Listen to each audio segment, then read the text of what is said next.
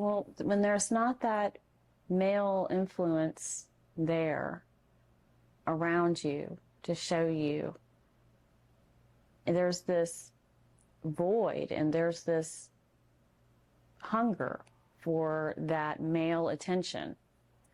And I definitely needed that and wanted that in my life. I came out of the adult entertainment business. I was a topless dancer for a few years. I left the business when I came to know the Lord. It was literally him just calling out to me. A Bible was sitting on a table and I heard it call my name. And I was in the middle of living a very fast life. I lived at night and slept during the day, did drugs, and just was generally living a very dark life. When he one day just came, out of nowhere and really touched me. And at first I pushed it away and said, I don't have anything in common with this. But he called, like 3 days later, really, he came again. The Bible was sitting there again, and I heard, read me, really loud. And so I went over and I flipped it open toward the back this time. And he really spoke to me that day. And ever since then, nobody knew that I was reading the Bible for 3 months and started changing on the inside. And that led to conviction, of course, eventually. And I ended up giving my life over to Christ. I didn't even know what had happened, really. I did not know that I had gotten saved, as the Bible talks about. But and from then on, I left the club and began to change dramatically, and literally lost all of my friends. I think it was best at the time, but I just dramatically changed. I mean, it was a total turnaround, an about face, and God laid it on my heart to help other women come out of the business. Tell me your story about your father. What was he like? My father I always loved my father. I mean, my father and my mother divorced when I was around 4 years old. He never really lived in the same city. During the summers, really up until I was about, I want to say 12, we would go and spend the entire summer with our father. So we did get some time with him, but his life was lived very differently than that of my mom's life. They kind of like to party, My dad is a rocker, My dad, I love my dad. Very funny guy.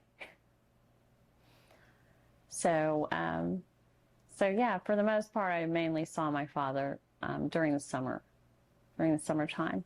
How do you think his absence affected you as a young girl? There was definitely a void missing there, mainly during the school year. Really mainly in my teenage years.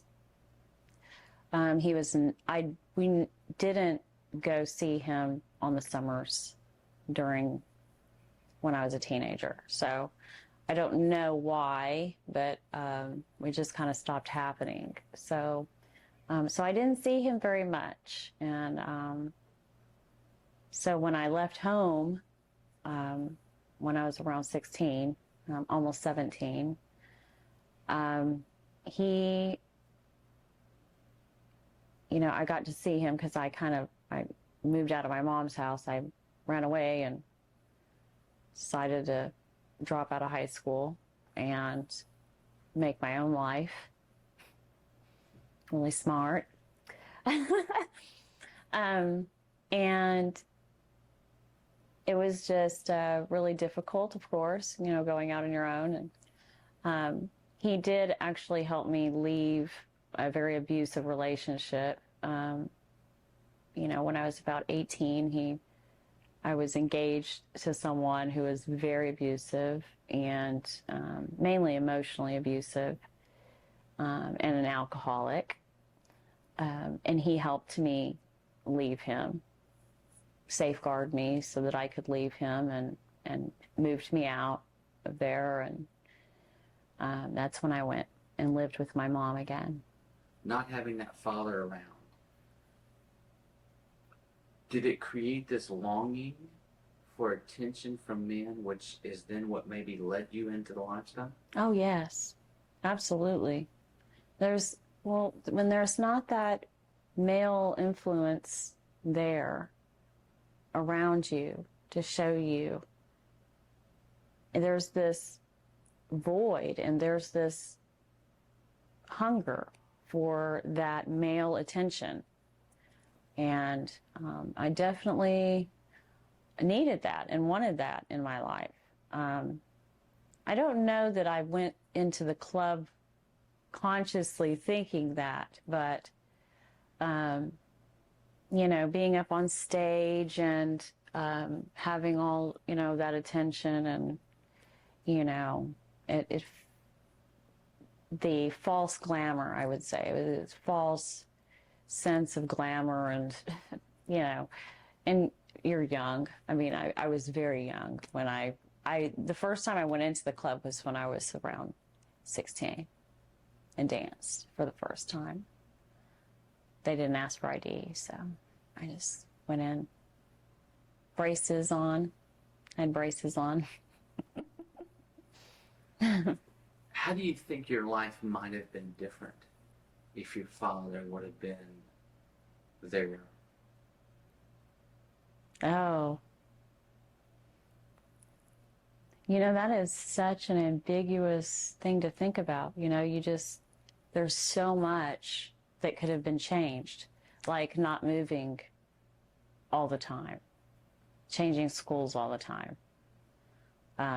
Maybe we would have been planted somewhere securely for more than a year or two, you know. So lots of things. I mean, and just having him around to hang out with and, you know, learn from, and it would have been, I'm sure, very different. There were a lot of neighbors, and like there would be couples that we would hang out with, like over the years, like wherever you moved, we would kind of find that place where there was a family with a great father around. So, Hello. it's okay. So, you know, there was one couple in particular, was a Christian couple. Gary and Nadine, I remember their names. It was when I was about 8 or 9. Such a sweet family, and really just kind of took me in and my sister in, and we didn't live with them, but we spent a lot of time with their family, and you just got to see, there were bits and pieces there throughout the years where we got to see what it was like, you know, with healthy families and healthy, you know, not that my family wasn't healthy, it was just you know, my father wasn't there. So you got to see the whole dynamic of, and be a part of it, you know, and see how it felt, you know. So, I mean, there was little people throughout time that helped kind of show you, you know. I really wanted that in my life, and that's why we really sought it out too. I mean, and always talked about how it would be great to have our mom and dad back together. And my sister and I, we had all these little schemes that, you know, that we would try to do to bring them back, but it wasn't happening. They were two different people. So. How did it, if I may ask, how did it impact your sister? I think it affected her more. You know, she was younger. I was always the more independent. I'm going to do this on my own. You know, I saw it, you know, so my sister, but she's resilient. I mean, she was resilient as well, you know, with that. But I think because of her age and the desire to, I think it affected her as well. She never took the path that I did, though. I would say I would say that she actually stayed out of it pretty much, you know. I mainly because I wouldn't let her. You know, I'm going to do it, but you can't, you know. So. In the girls that you saw, was there that common theme in a father that was lacking, or what did you see? With the women? Yeah. Yes. Every single woman. Absolutely. I mean, pretty much all women. I mean, you'd have your occasional woman in the club who, you know, was just there. I don't know, maybe she was going through a midlife crisis or something, and she was a little older, and she just wanted to get out there and do her thing. But for the most part, most of the women were there purely to make money or to survive, you know, in this world. If you had to guess what percentage of women that were dancing, right, didn't have an engaged, involved father in their life full time, what percentage would you say? Oh, like 90% plus. And looking back now in that lifestyle, what did you see as the struggle that women dealt with on a daily basis? Oh,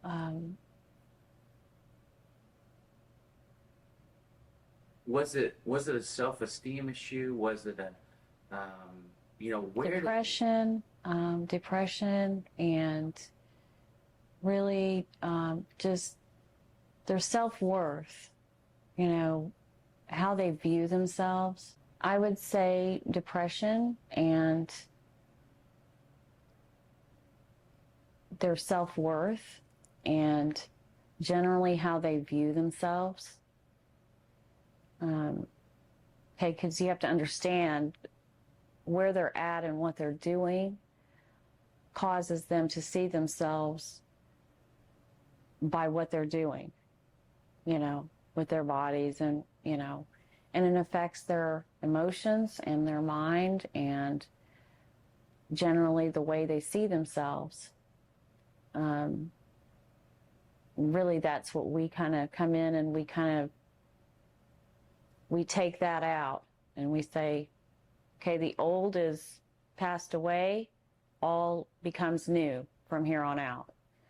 What you thought you were is not what you are, but you are what God made you to be. And He's your Father. He's the one you look at for your identity, because that's where they find their identity. They find their identity in their parents, and just in general, you know, with their family. And really their father is a huge part of that. And when it's missing, you know, they fill that void with the attention, and it's negative attention. It's the negative attention of, he's looking at me, he's giving me attention, he's giving me love, he tells me I'm pretty, he tells me that I'm the best, the greatest woman ever, and it's just a false sense of identity. It's a, you know, when it's really just flattery, and it's, most of the time it's just talk, it's not real, it's a mirage, that's what it is. Okay, concerning a woman's self-worth, how do you think a father has an effect on that? Has everything to do with that. Everything. Really finding your identity in life, you do look back at your parents, and you, because you're half of each one of them, and your father, because especially being a girl or a woman, you can identify with your mother pretty easily because she's a female. But your father really shows you how a man is going to treat you, how a man is going to love you. Your mind really goes the direction of however your father handled you with men. And so you take that with you. You take whatever was ingrained from 0 to 18 or however long, and even until, you know, I mean, I guess it just goes on until you pass away. But for the most part, I believe that the father is probably the more important role in a woman's life because it's the opposite sex. Like with a mom, you tend to be able to relate to your mother better because you're a woman. So, but I think with the really seeing who you are and your identity, and really knowing how you're going to react to other men in your life as you get older, and how you deal with authority, how you see authority in society, you look back at your father. With your story specifically, with your dad not being there full time, so then what was your view of men? They're going to leave me. I'm not worthy to be with a man. They don't care about me enough to stay around. Those were my fears. Those are my fears about it, about men in general, related to the father situation. I know me with my dad and what he did with taking his own life, it suffered very much from abandonment. How did that play out in your life with your dad? I'm sorry. No, you're fine. You need a tissue. I'm sorry. No, it's okay. I'll be okay. Yeah, I felt very lonely, and I spent a lot of time alone. You know, I mean, my mother was a very hard-working woman. So naturally, we came home from school alone. I just always remember thinking, how different would it have been to have my dad there, you know, supporting us. and possibly having my mother stay at home like June Cleaver and Donna Reed.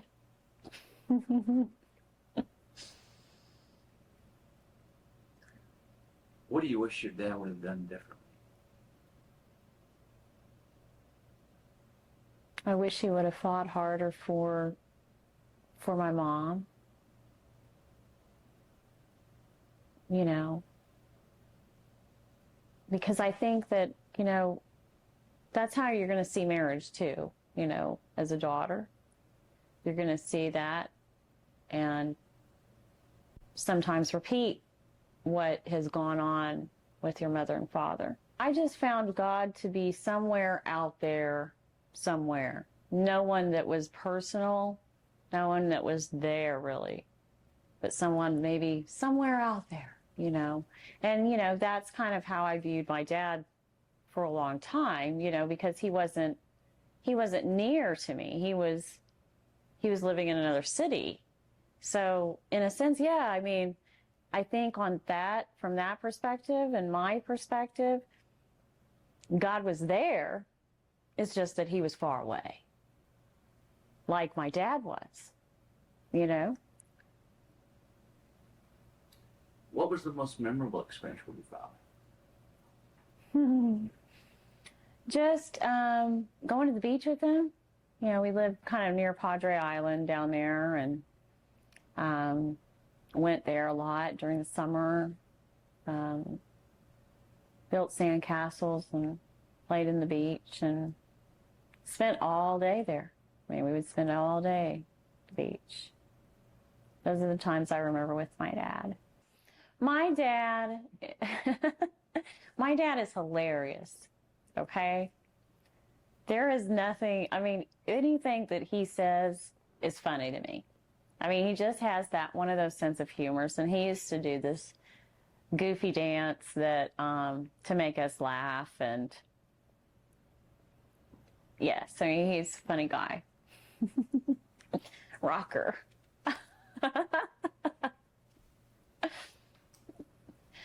What are the good things that you learned from your dad? How to treat people. He's always been a very giving person. Always. Always was the one that took care of his mom. Always. Still does. He gives when he doesn't really have a lot. You know, he's a very kind person. And my father grew up with an alcoholic dad who was very abusive. So he was really, like, since he was a kid, taking care of his mom. So he was always a kind person, always. What would you say are the bad things you learned from your dad? And drug abuse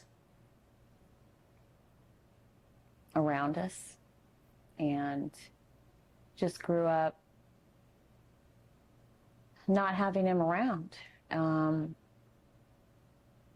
But nobody's perfect. I wasn't perfect. I don't blame my dad for anything that has gone on with me. Those were my decisions, my choices. I was a smart young woman, but made very bad decisions. You can be smart and not make good decisions based on your emotions and how you're feeling at the time. Like, I feel like this, so I'm just going to do this. I don't really care if it affects me or you. I'm just going to do it because this is what makes me feel good at the time. So those were my decisions. Okay, ministry, the girls you deal with. Yeah. We talked a little bit about self-worth. Let me ask a question another way. If a dad gives his daughter the love and affection and attention and value and cherish her like he should, Yeah. do you think a daughter struggles with self-worth? No, not so much. Because children are resilient anyways. I mean, they're going to bounce back. They do. They bounce out of this. They don't allow themselves to get too down for too long, because there's always something new to learn. There's always something new, and they're growing. They're in the middle of growing. So, and progressing in who they are. So they're finding themselves. And so they look to the next people that they're around, or they look to the next. I mean, and this is just coming from what I came out of, you know, moving a lot. And you know, I grew up learning to make friends very quickly and learning to let them go very quickly and not being too emotionally attached to people, you know. So I found myself over the years saying, oh, it's okay. You know, we don't have to be friends, you know, for long, you know, and if you have to move or I have to move, it's okay. I learned over the years, I was trained basically to be very outgoing, yet be able to leave people behind fairly easily without getting too crushed inside, you know. Did you struggle with then letting people, even men, get too close to you because you knew they were going to leave you? You know, no, because I wanted that in my life, you know. Did I confide in them things, share deep things with them about myself? No, because I didn't want to be rejected. I didn't want to say the wrong thing, or, you know, just generally being very insecure, you know, in who I was at the time. And just generally not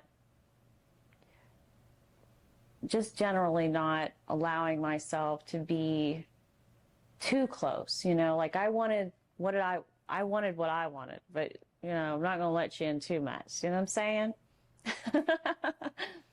This sense of rejection, is that something that played out? The fear of rejection, is that something that played out in your life? Oh, yeah. And I would choose people that were easily dismissible, or people that I knew, you know, I don't know that I would consciously choose the people like this, but you kind of pick things that won't work out anyways, so that you can say in the end, well, I didn't figure it would work out, so, you know.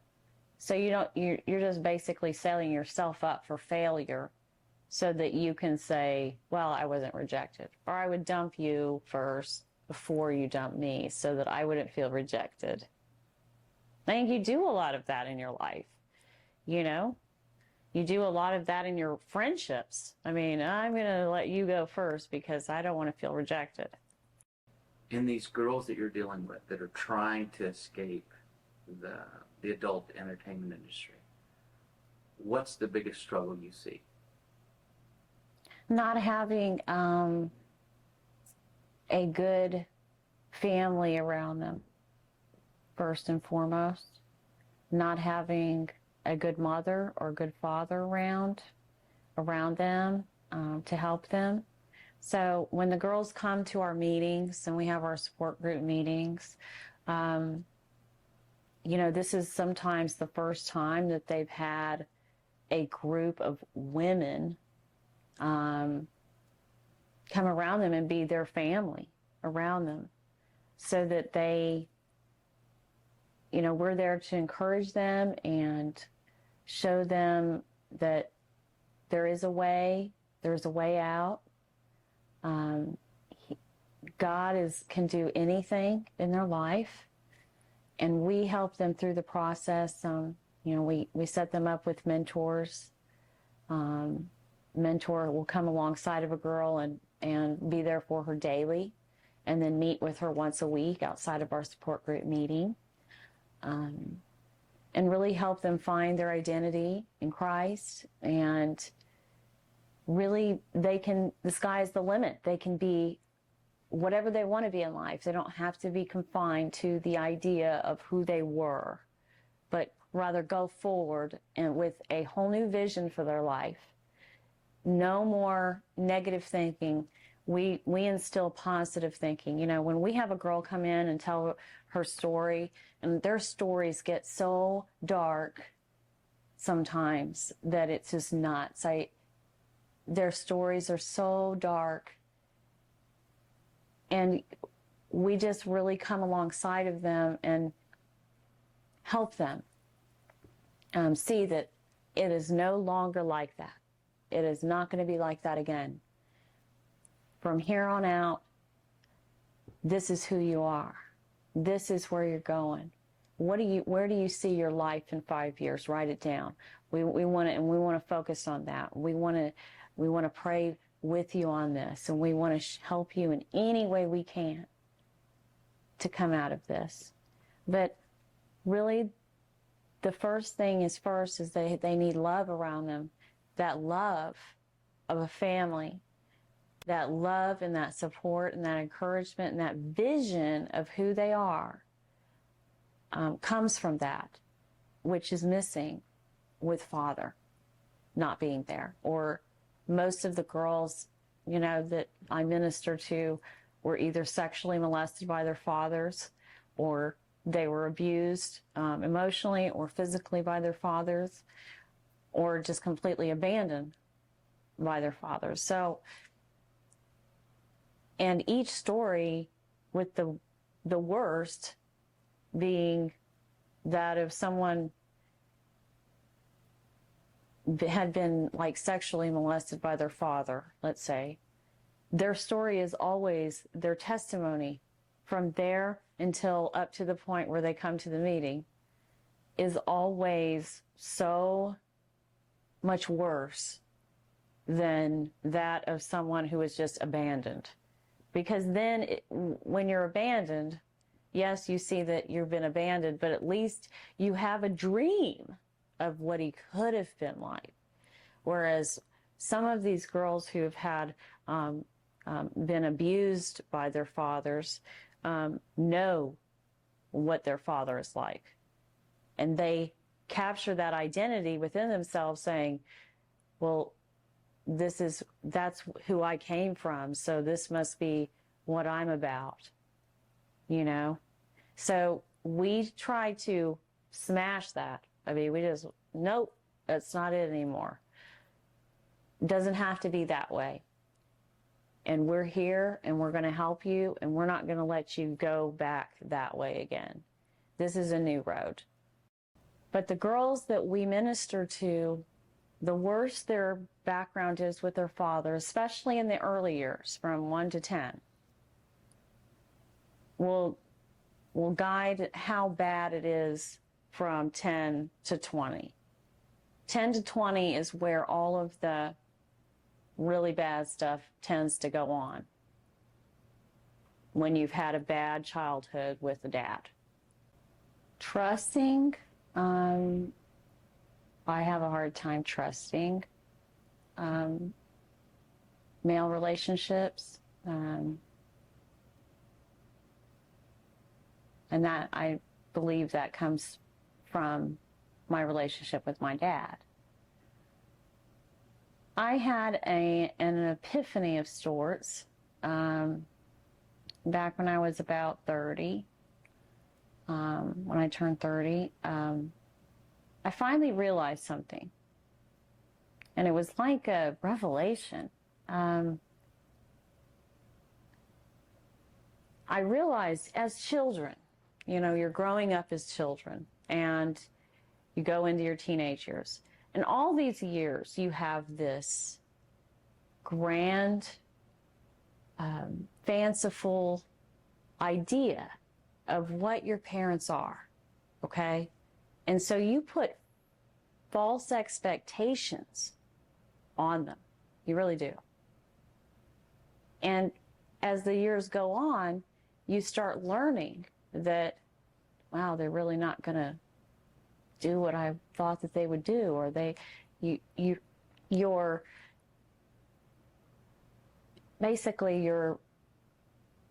expectations are not getting met. You tend to put false expectations on your parents for the most part. because you have this grand idea of who they are when you're a kid, and you build them up because that's where you came from. So you tend to see them that way. You want to see them on this pedestal of, he's great, he's strong, he's He-Man. And, you know, even thought, you know, growing up, because my dad kind of looked like He-Man during that time, his big muscles and blonde hair, and, you know, and so you have this vision of your parents being grandiose. And, you know, as the years go on, you realize that they really aren't perfect, that they really aren't going to do what I thought that they would do. And you know, and even in conversations, you know, I want them to react this way when I tell them this. I want them to do this when I do this for them, you know. So you put all these false expectations on them. Well, I just got that revelation one day, and I thought, okay. And God really showed me, just love them the way they are. Just love them for who they are. They're never going to be what you want them to be. Just like people, you know. We put a lot of false expectations on people to be this, this, this, and this. And we don't have to do that. And that comes from the Father. It comes from growing up and having that grandiose vision of what they should be. And when you really learn to let go and love people and love them, love your parents and honor your parents for who they are, no matter what they have done. And even though some stories are, you know, that we especially hear are so traumatic that, you know, there's any wonder, but only God can do that healing and that forgiveness in a girl's heart. What advice would you give fathers? Love on your daughters. Take them out. Show them what it's like. Be the one to fill that void. Open the door for them. Do the things you're teaching them. You're teaching them how to be treated when they get older by a man. And what things they will find in you as a father, what they are going to be looking for later in a man, in a husband. So you have to train them on how, and it really is training. I mean, I'm sorry. It is. I mean, it's ingrained in us. Whatever is being done throughout the years it's a training process. So we have to be very mindful of this, even as moms. You know, I'm a mom, you know, and so everything I say and everything I do is going to be reflected in them later. My daughter is going to act like me later, whether she likes it or not. My son is going to act like his father, already does. So it's just the way it's going to be. So just be there, love them, love your daughters completely. Watch the Father Effect movie for free on YouTube.